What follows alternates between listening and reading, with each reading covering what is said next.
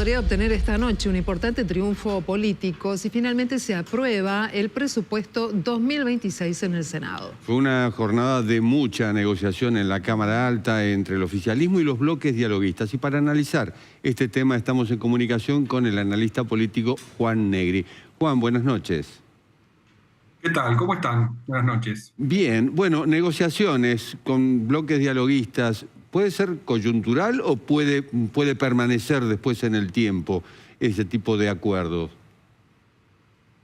Bueno, obviamente me parece que el gobierno aspira a que estos sectores dialoguistas, el PRO, la UCR, algunos gobernadores, sean el pivote fundamental de su estrategia legislativa, ¿no? Es decir, que apoyen más de lo que rechazan, pongámoslo así. Lo que sí me parece que está claro es que el gobierno no ha cambiado su enfoque general hacia la estrategia legislativa, es decir, no una coalición formal, no una estrategia a la brasileña, digamos, presidencialismo de coalición, sino proyecto por proyecto, es decir, una negociación constante en lugar de acuerdos más amplios. Juan, este trabajo ley por ley tiene un esfuerzo importante. Hoy veíamos a todas las espadas del oficialismo en el despacho de Patricia Bullrich, primer piso, el ministro del Interior, el secretario de Hacienda, Lule Menem, el presidente de la Cámara de Diputados, contactos con gobernadores. Seguramente esta noche el oficialismo tenga los votos, pero no se puede, o sí, se puede hablar de una mayoría consolidada para la libertad de avanza si el trabajo es tan intenso, requiere de tanto y todavía no sabemos qué cosas están en esa conversación política, ¿no? Para tener votos. Sí, efectivamente. Es decir, esta es una ley particularmente controversial, si lo podemos llamar así, o dura. Tal vez en el año legislativo no todas las leyes impliquen este grado de negociación, pero sí me parece que, como decíamos antes, esta es la estrategia general, negociación. Patricia Bullrich, de alguna manera, va a cumplir un rol fundamental porque es se va a transformar, bueno, ya se transformó una espada legislativa clave, una política con peso propio. Y bueno, digo, el gobierno ejercitará la gimnasia de la estrategia legislativa, algo que no hizo mucho estos primeros 2 años. En general, al principio había una mirada más bien condescendiente, displicente hacia el Congreso. Parece haber entendido que por acá la negociación legislativa tenía que ser tomada muy en serio y parece, bueno, digo, parece que Patricia Bullrich hizo los deberes, digo, porque como decías vos, fueron fervientes, digo, acaloradas discusiones, un hervidero fue el Congreso hoy y se anotaría el gobierno, en principio, un triunfo, ¿no? Entonces, en este sentido, me parece que para el gobierno es importante mostrarle a los mercados del Fondo Monetario que hay presupuesto, el primer presupuesto de la administración Milei. Y para Bullrich, porque claro, es la voz cantante dentro de este debate. Sin embargo, con reforma laboral tuvo que posponer hasta febrero. ¿Qué pasa con ella? Bueno, me parece, no solamente eso, digo, el famoso capítulo 11 también del presupuesto que fue eliminado. Me parece que también esto lo que señala que el gobierno está en una situación legislativa obviamente mucho más cómoda que los primeros 2 años, pero que todavía la negociación va a ser parte fundamental de este proceso y que no tiene ni quórum propio ni los votos solos, ¿no? Es decir, que todavía va a tener que negociar. Entonces, habrá que acostumbrarse un poco a esto, ¿no? Derrotas parciales, triunfos parciales, se avanzan 2 pasos, se retrocede 1, es decir, el gobierno hoy se anota un triunfo, pero tuvo que dejar alguna cosita atrás, posponer la reforma laboral, estuvo hasta último minuto los famosos artículos 12 y 30 en discusión, la discusión sobre si se aprobaba por capítulo o artículo por artículo, bueno. Todo eso, en realidad, lo que muestra es la dinámica de la negociación, es la marca registrada, me parece, del Congreso en el 2026. Parece una gran contradicción, porque cuando estaban en minoría no negociaban directamente, hasta insultaban a los legisladores, y ahora que están un poquito más cómodos, negocian. Sí, parece paradojal a la vez. Para mí hay, por un lado, un aprendizaje de cómo funciona la tarea legislativa. También recordemos que buena parte del paquete de leyes, llamémoslo así, del gobierno, en realidad salieron por decreto, ¿no? Es decir,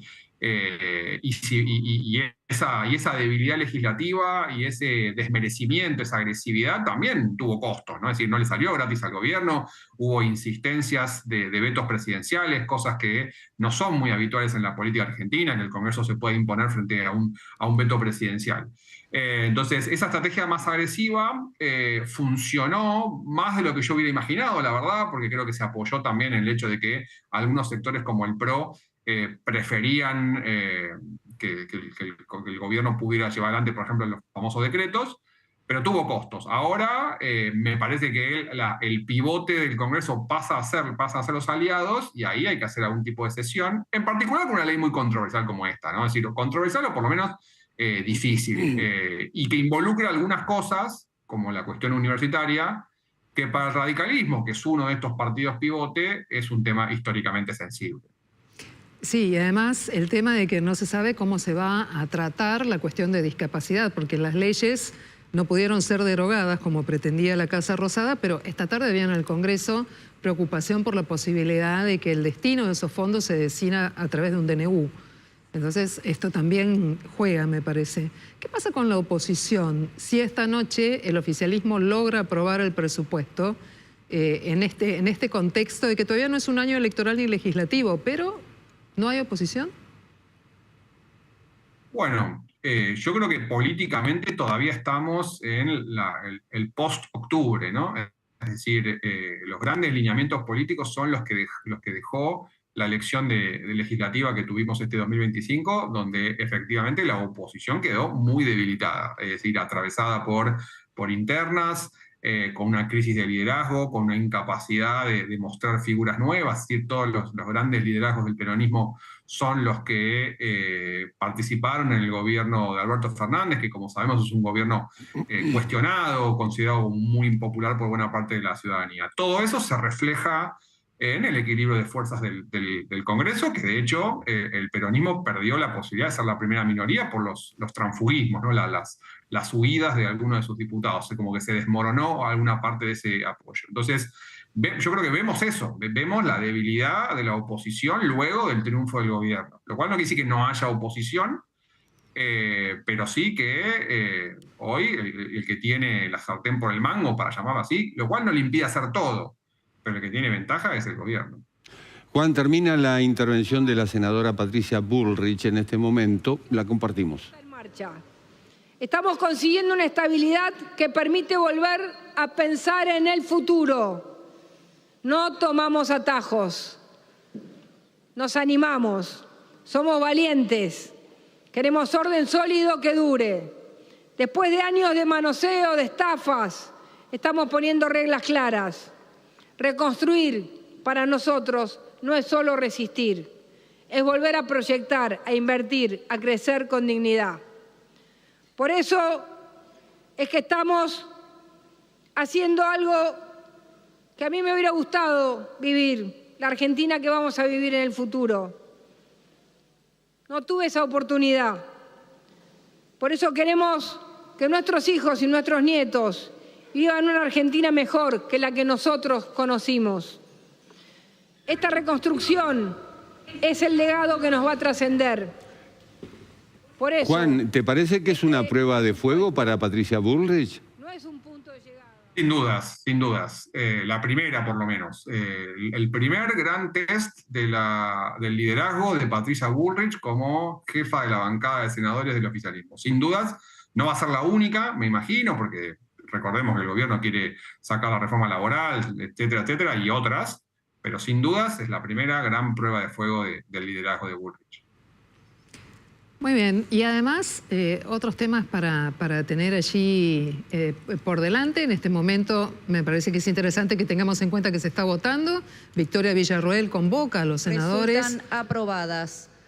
Propongo se vote en primer término en general y por medios electrónicos la orden del día número 702/25, proyecto de ley venido en revisión sobre presupuesto general de la Administración Nacional para el ejercicio fiscal del año 2026.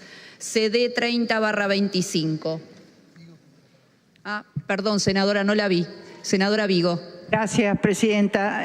Como se ha votado recién las autorizaciones para las abstenciones, que le solicito, en mi caso, autorización para abstenerme, en general y en particular. ¿Alguien más quiere abstenerse? Lo que está pasando ahora forma general, parte de la técnica parlamentaria, porque los senadores que no van a votar respaldando o rechazando los proyectos tienen que pedir permiso a las autoridades para abstenerse.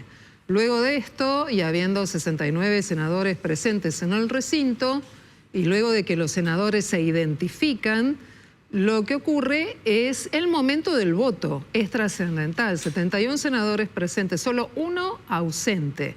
La identificación, sentarse, dar el peso, poner la huella, y allí sí, en cuestión de 2 o 3 minutos, emitir el voto. Luego de que se emiten los votos, se hace un raconto, un chequeo sobre si todos los votos aparecieron en esa pantalla electrónica que recién veíamos. A veces surgen dudas sobre si están todos ellos, la senadora o el senador que tenga alguna diferencia, se agota el tiempo. Resultado: afirmativos 46, negativos 25, abstenciones 1. Bueno, allí Resultando entonces aprobado en general, corresponde el ahora oficialismo proceder a la ha logrado votación en la particular. aprobación en general del presupuesto 2026 con 46 votos afirmativos, solo una abstención y 29 negativos, ¿no? Es lo que aparecía allí en pantalla. Obviamente, luego de esto viene la votación en particular y allí viene el capítulo por capítulo. Juan Negri, es entonces ley el presupuesto 2026, una herramienta que necesitaba con mucho énfasis, no solo el país, sino en particular el ministro de Economía, Luis Caputo. ¿Tu lectura?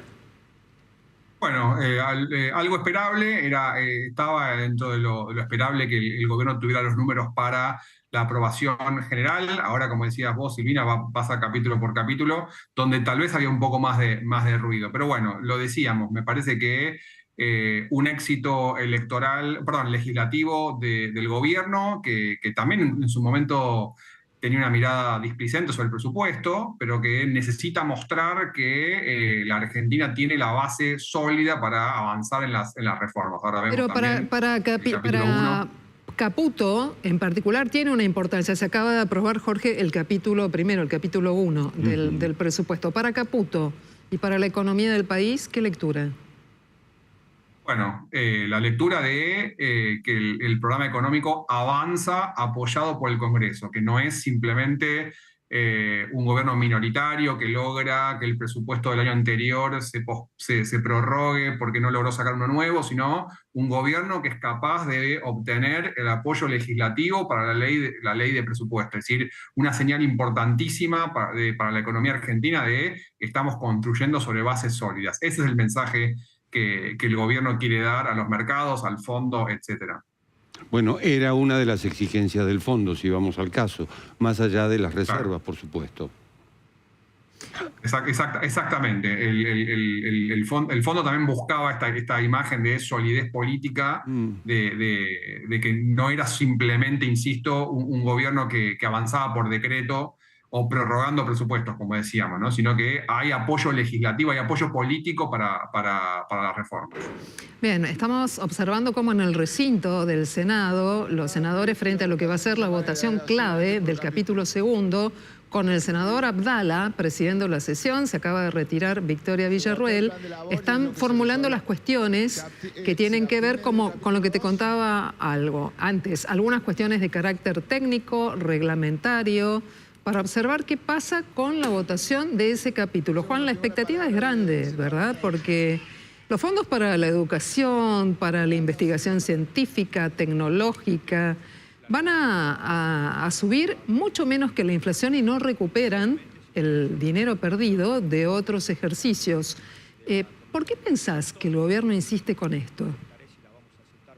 Yo creo que hay algo de principio, de no dar el brazo a torcer, porque realmente es es bastante insólito que un gobierno insista con medidas que yo creo que en general en la sociedad son bastante impopulares. A mí me da la impresión de que tiene que ver con, además de... Juan Negri, analista político, con él estábamos pensando este tema que es tan profundo y sí, tan claro, fuerte, ¿no? tan sensible. Claro. Tan sensible sobre todo para la población, más allá de las diferencias políticas y de los discursos que hoy escuchamos, que en algunos casos han sido discursos prácticamente de tribuna y de campaña, refutando el presupuesto. Desde la oposición se ha dicho que es inconstitucional este proyecto de presupuesto. Lo veíamos recién a Capitanich, que fue uno de los que lo dijo. Ahora bien, tenían previsto 37 votos y tuvieron muchos más. Sí, allí, 46 a favor. Jorge, yo creo que hay que repasar cuáles fueron los votos afirmativos, más allá de la Libertad Avanza, el PRO, el radicalismo. ¿Qué ha pasado con los gobernadores? ¿Y cuál fue la negociación? No nos olvidemos que hay un tema muy sensible que tiene que ver con la deuda que Nación tiene con algunas provincias para sostener el financiamiento de las cajas de jubilaciones. Ese no es un punto menor. Y además, mientras Anabel Fernández Sagasti muy enfáticamente mantiene su posición respecto de por qué se oponen a la votación del capítulo segundo, hay un planteo que hace el peronismo que está ligado a considerar que se necesitan mayorías especiales para aprobar este tipo de cuestiones. Escuchemos a la senadora mendocina de Unión por la Patria. Si ustedes quieren invitarnos a ese juego, no tenemos ningún tipo de problema. Entonces voy a decir por qué creo que la representatividad de este bloque y de esta senadora de la provincia de Mendoza está siendo cercenada cuando no se aplica el reglamento de esta Cámara. Quiero decir que el artículo 30, sobre el artículo 30 que nosotros pedimos especial votación para que puedan los ciudadanos de la República Argentina saber quiénes son los senadores y senadoras que levantan la mano para que no tengan pauta presupuestaria la educación pública, la ciencia y la tecnología, la defensa.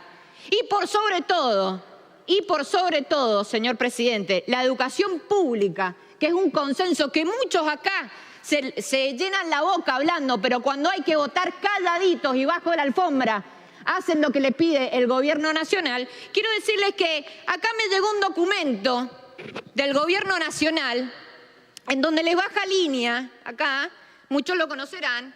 Se lo voy a pasar a la prensa para que entiendan cómo baja línea el gobierno nacional a los senadores aliados para que defiendan el artículo 30 que después no quieren votar en particular. Acá está, dice, refutación jurídica del argumento de regresividad atribuido al artículo 30 de la reforma presupuestaria.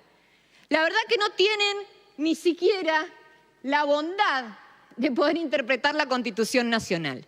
Este artículo 30 claramente viola el principio de progresividad de la Constitución Nacional en su artículo 14, 28, 75, inciso 19. Ayer la senadora Anabel Fernández Sagasti está hablando del artículo 30, capítulo segundo, que justamente tiene que ver con el financiamiento de la educación pública en distintas áreas técnicas y también con la investigación en ciencia y tecnología.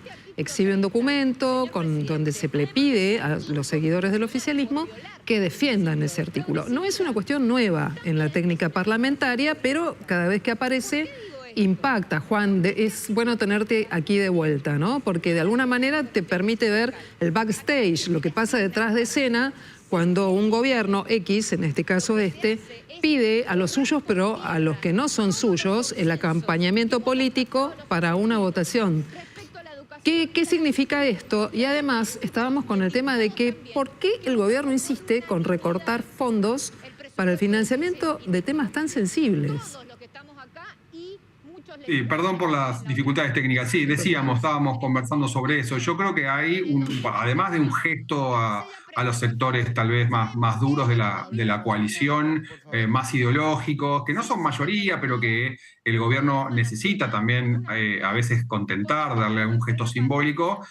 Para este sector, las universidades son centros de adoctrinamiento, son un actor asociados al gobierno anterior, creo que además ha llegado a un punto de obstinamiento, ¿no? Es decir, no dar el brazo a torcer, mostrar señal de fortaleza, mostrar una imagen de a mí no me van a imponer la agenda, cierta obstinación que le salió mal en algún momento al gobierno, porque generó, por ejemplo, una marcha universitaria en su momento muy, muy concurrida, pero bueno, y de vuelta, ¿no? Es decir, y hoy en el presupuesto esa parte podría ser una de las afectadas. Pero yo creo que, insisto, el gobierno quiere dar una imagen de a mí no me van a correr el arco. ¿El gobierno sigue en plan electoral? Porque ya se está hablando, estamos en un año que no, o el año próximo no será electoral, como bien lo comentó Silvini y lo comentaste vos también, Juan. Pero ya están hablando de la reelección, ya están buscándole la vuelta a una campaña realmente muy prematura. Sí, los calendarios electorales son muy traicioneros, son muy crueles. No es un fenómeno exclusivamente argentino. En Estados Unidos, por ejemplo, es sabido que a partir del tercer año los presidentes empiezan a mirar el calendario electoral con un poco más de atención, mirar el fin del primer mandato, obviamente en el caso de que los presidentes puedan reelegir.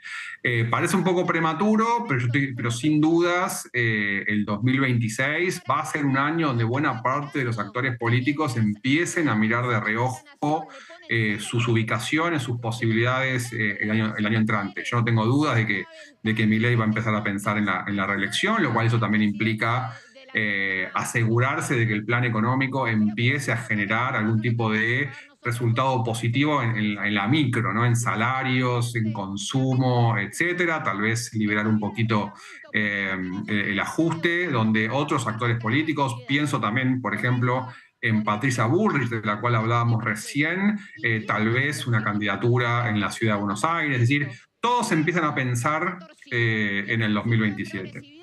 Sí, estábamos escuchando atentamente y si todos piensan en el 2027, es que me llamó mucho la atención, Juan, que la vicepresidenta Victoria Villarruel, que estuvo prácticamente toda la tarde presidiendo la sesión en el Senado, se levantó, se fue y en la votación de este capítulo que es tan discutido, dejó a Bartolomé Abdala, al presidente provisional del Senado. ¿Por qué será? Bueno, una opción es que la vicepresidenta esté tratando de dar una señal de abandonar el barco, muy entre comillas, en el momento en que el gobierno pueda perder la votación en particular de capítulos un poco más controversiales. Tal vez no tenga nada que ver con eso, pero en política, por supuesto, todos los símbolos importan. Sabemos que la vicepresidenta hoy está considerada fuera del gobierno, por lo menos para el núcleo duro que habita en la Casa Rosada, y sabemos también que tiene aspiraciones políticas. Tal vez hay que leer ahí, insisto, un abandono de la vicepresidenta de la parte más controversial del gobierno, un intento de dar una señal de en esto yo no tengo nada que ver, pero habrá que ver, ¿no? No deja de ser llamativo eso de contentar al núcleo duro cuando estamos hablando de una minoría.